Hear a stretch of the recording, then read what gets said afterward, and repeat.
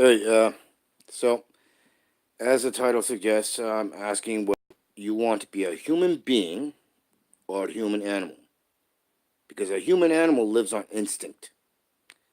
It's a low information, low curiosity, apathetic, uh, complacent. That's what a human animal is. A human being has curiosity, is inquisitive, wants to know what's going on, and includes not just his fellow humans, but considers the wider scope in knowing that the planet is what makes life viable. Also, being a human being requires you to be obligated to consider the scope of the whole. So you need to be invested every waking minute, every waking hour. That is what a human being is. Somebody who tries to ground themselves in reality, somebody who is constantly reaching to evolve, someone who wants a future that that requires peace for advancement in all levels. A human animal, on the other hand, just lives in the present. A human animal has very little curiosity, has little drive to be invested, and looks only in a small scope. So when they talk about community, they're talking about their immediate insular surroundings and not the whole. I want to be a human being. I strive to be a human being. I have not yet reached being a human being, but on the scale of things, I'm far ahead. And there are very few of us who actually want to be a human being. A human being is closer to what Star Trek represents. What we have is a human animals. We are herd beasts. And just like in prides and in packs in the animal kingdom that we so disparage, we follow by instinct, by emotion, whatever you want to call it. We don't strive to be better. We don't try to reach that potential to be the human being. We want to live as human animals.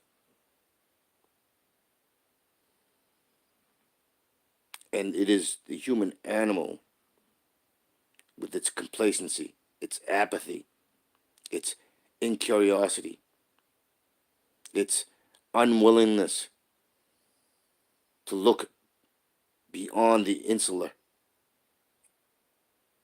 Oh, I have to look after my kids. I have to look after my friends. When the greater community is not just your friends and family, it's every living human being, it's every living creature, it's every living tree, it's the entire ecosystem, it's the entire planet.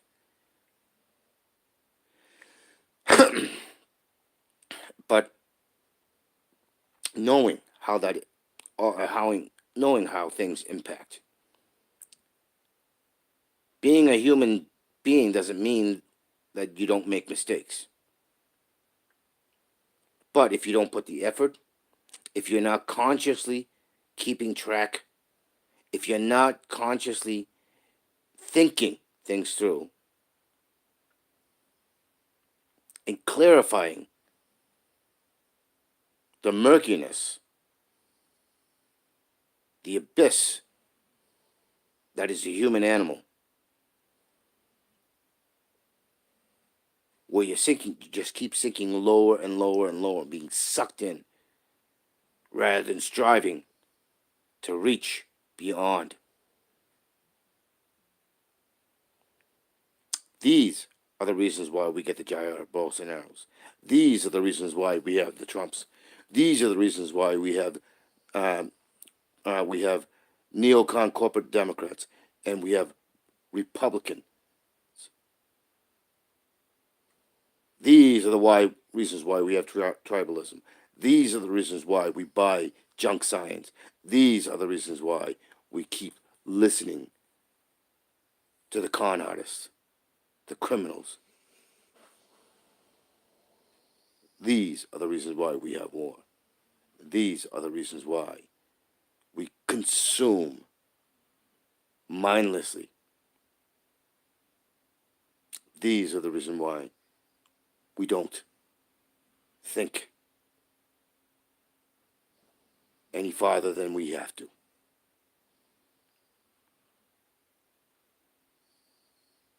These are the reasons why we have static pseudo lives rather than actual lives, where excitement and prospect and everything else that would make our lives so much better, that wouldn't put such an artificial, engineered social fabric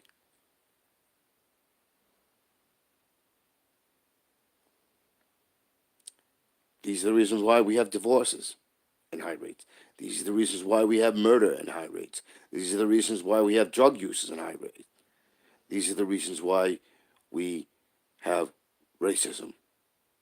These are the reasons why we have xenophobia. These are the reasons why we have all of that and much, much more. These are the reasons why we ignore the very destruction of the ecosystem that we imperatively need for our survival. These are the reasons why we only just mouth things and we don't take action. And one of the other reasons why is because we buy into unnatural, philosophical, so-called philosophical, critical thinking, such as nonviolent action. The reality is violence is a part of being in reality. Because violence is about defending. It's the violence you can defend by using words, coupled with action, to defend the common natural laws, to show and demonstrate that hateful and abusive and ultimately self-destructive things like racism, such as transphobia, such as hating gay people, such as intolerance on any level that is separate from reality. Those, the bigoted, the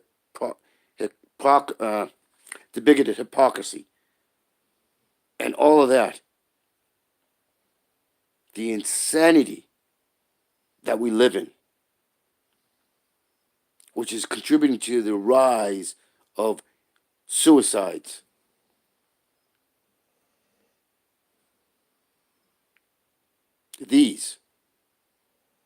That is violence itself. When you do nothing,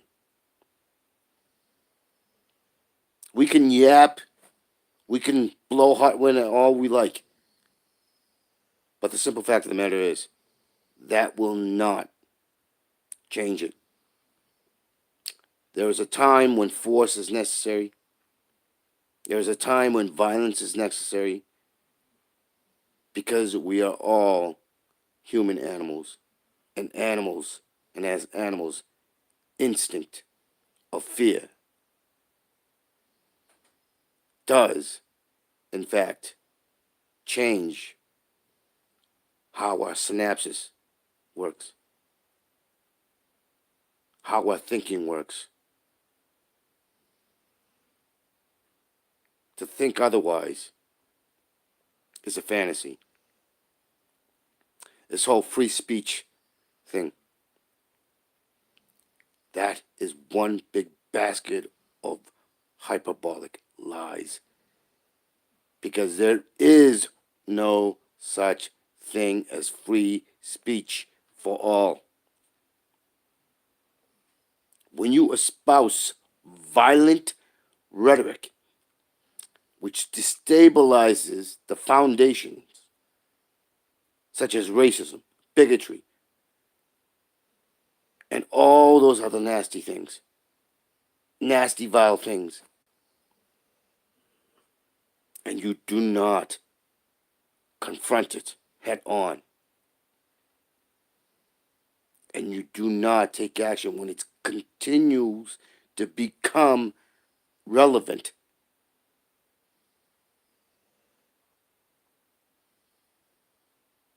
when it continues and continues and continues, then you are accepting this reality, and you are accepting the sickness, this destructive sickness, where generations after generations, these vile ideals are passed on by generation after generation. When you allow a media and a quote-unquote educated class to make excuses, and you do not call them out, and you do not force them out, that is violence that is contributing to the next generation,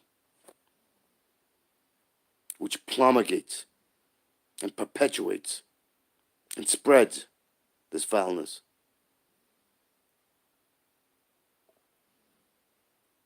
Free speech is a lie. Non-violence is a lie. Because there are many types of violence. There's the direct physical violence. Then there's the violence of confrontation. Of showing the emotional outrage. The imperative righteous outrage. And then forcing it if they refuse to listen. Beat them up. Put some fear into them. And if that doesn't work, kill them. Because that's how it's done. We have to stand up for ourselves, thereby stand up for others. We must wipe out the scourge. Because it is a scourge. And it is causing everything that we abhor, or we say we abhor.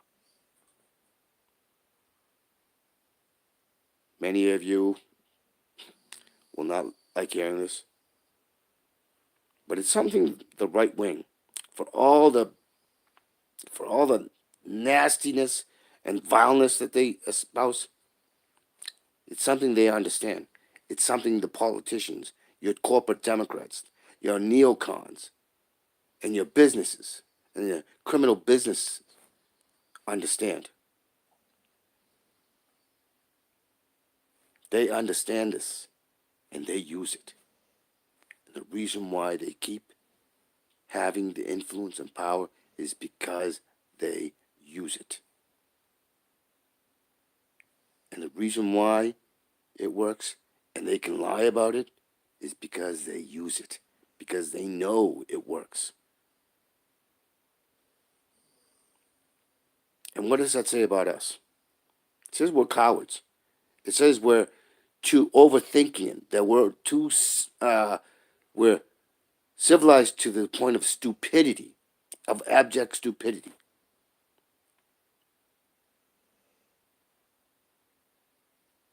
It is right for you to punch out a Nazi. It is right for you to punch out a homophobe. It is right for you to punch out a toxic masculine asshole. It is right for you to demand, not only demand, but arrest police who go around shooting innocent people.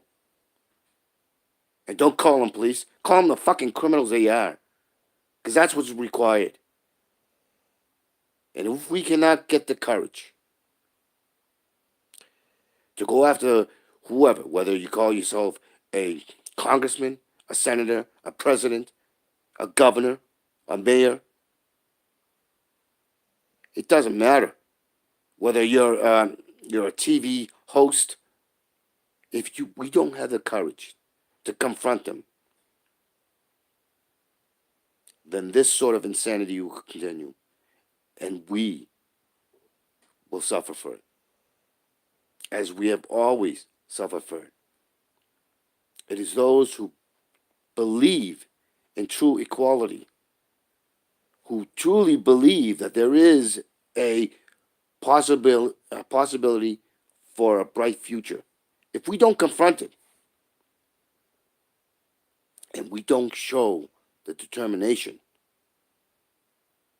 then we will continue to be the herd, the followers. The rule makers make the rules, they don't have to follow, and we follow. That is just insanity. And this has happened and keeps happening for thousands upon thousands of years.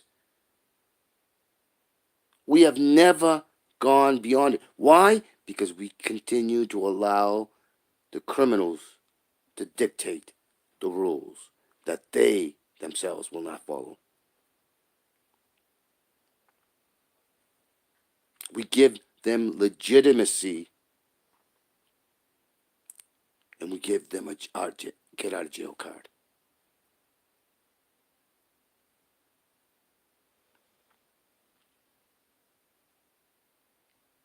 Now, a lot of you are gonna completely disagree, and I frankly I don't give a rat's ass if you disagree or not. I'm done. I understand. I understand what is right and what is real, and I understand that too many innocent people have died, have been oppressed and suppressed, who have killed themselves, and all sorts of other things. And I refused, and I absolutely refused when the true criminals, the true evil, keep getting away with it. When they keep getting higher and higher respectable legitimacy. And if you cannot understand that core,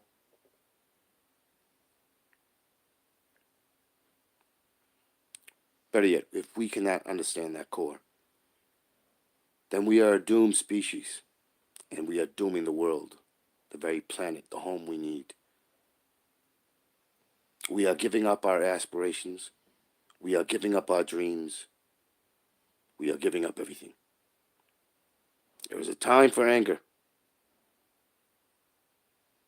There is a time for righteousness. And righteousness and anger for common natural laws. And standing up to evil is always a right thing.